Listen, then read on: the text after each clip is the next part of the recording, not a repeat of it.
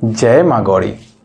जो कोई भी सुहागिन स्त्री इस वीडियो को देख रही हैं उनके लिए ये ब्राह्मण कामना करता है कि वो हमेशा माँ गौरी की तरह ही सुहागिनी रहें। माँ गौरी उन्हें अपने जैसे ही अमर सुहाग को प्रदान करें।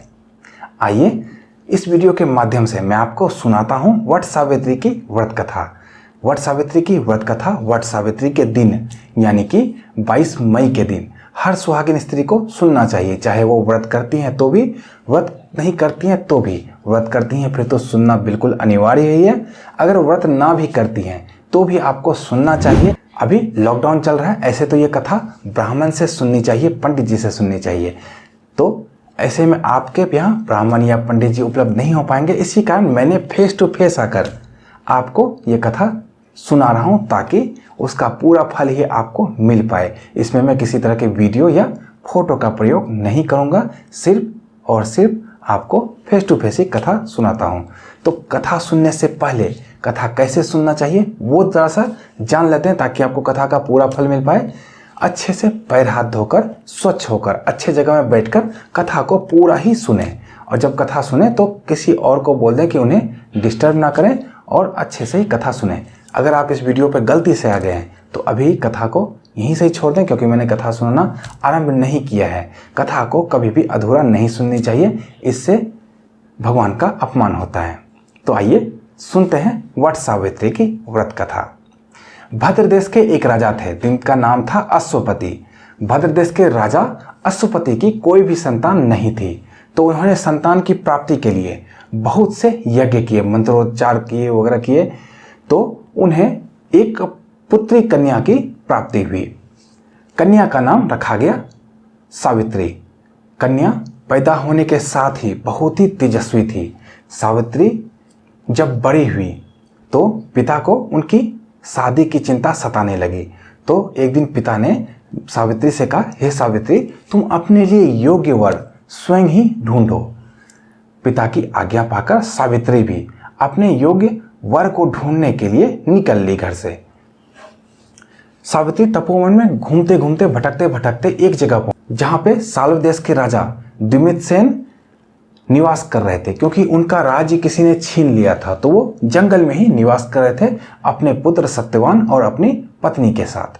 तो सावित्री ने सत्यवान को देखा, उन्हें मन ही मन वरण कर लिया और अपने राजमहल में आ गई और पिता को सारा वृतांत सुनाया। नारद जी ने जब यह बात सुनी तो वो राजा अश्वपति के पास पहुंचे और कहने लगे, हे राजन, आप ये क्या कर रहे हैं?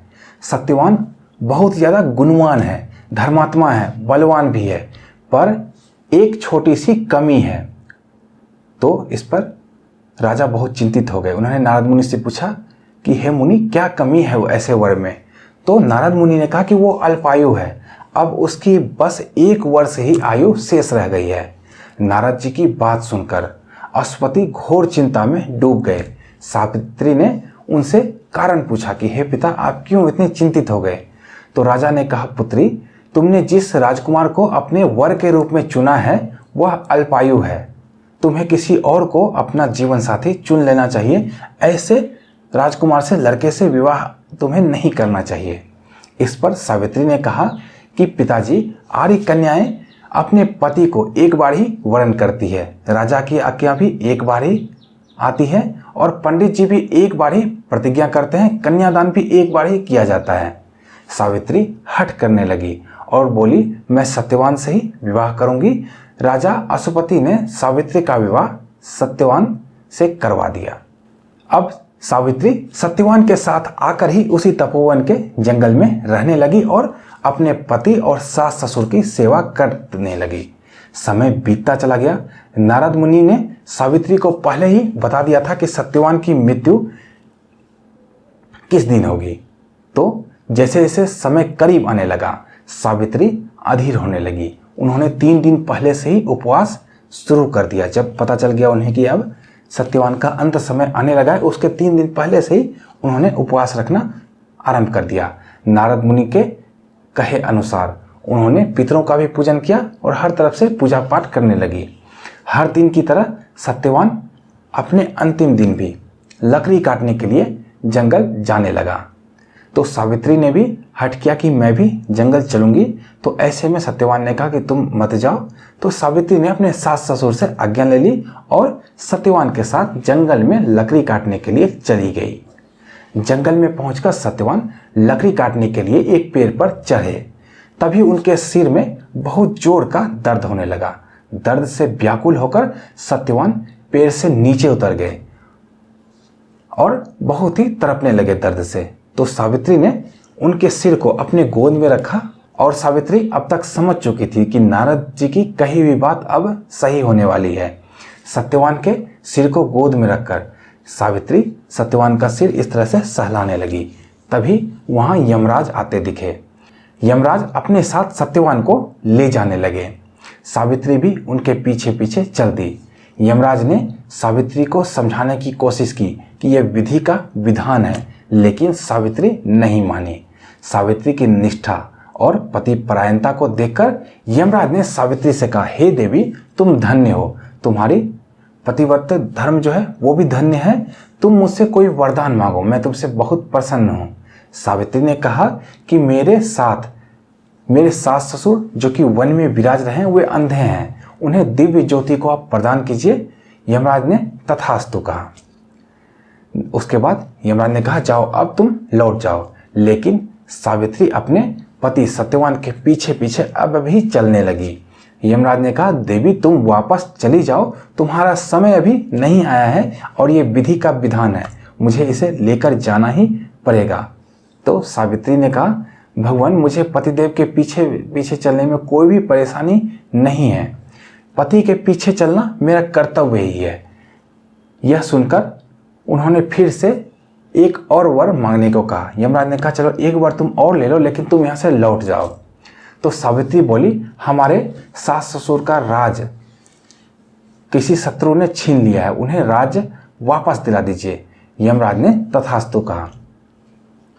उसके बाद यमराज ने कहा, सावित्री तुम यहाँ से अब लौट जाओ, मेरे पीछे पीछे मत चलो। फिर भी सावित्री सत्यवान के पीछे पीछे ही चलने लगी। यमराज अब विवश हो गए। यमराज ने कहा कि तुम एक और वर मांग लो और ये अंतिम वर है, इसके बाद मैं ऐसा कुछ नहीं करूँगा, एक वर मांग लो और तुम यहीं से पीछे लौट जाओ। तो सावित्री ने कहा कि हे यमदेव, मुझे ऐसा वर दीजिए कि मुझे 100 संतानों का सौभाग्य प्राप्त हो। ऐसे में यमराज ने तथास्तु का वरदान फिर से दे दिया।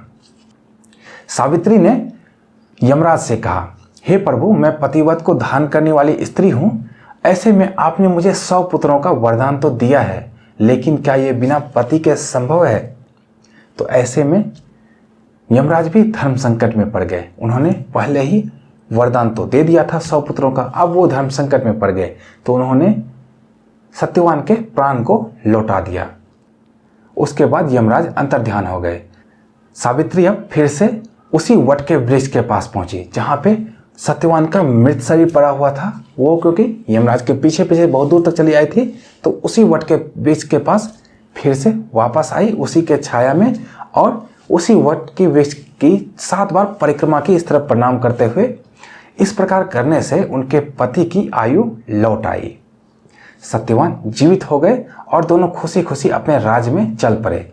दोनों जब घर पहुंचे तो देखा कि पिता और माता दोनों को दिव्य ज्योति प्राप्त हो गई है। इस प्रकार सावित्री और सत्यवान चिरकाल तक राज्य का सुख भोगते रहे। अतः पतिव्रता सावित्री के अनुरूप ही अपने सास ससुर की भी सेवा करें, अपने पति की भी सेवा करें और वट सावित्री का व्रत निश्चित तौर पर करें।